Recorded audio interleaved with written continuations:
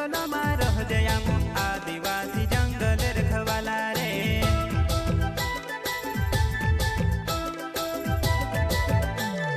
चल जंगल जमीन का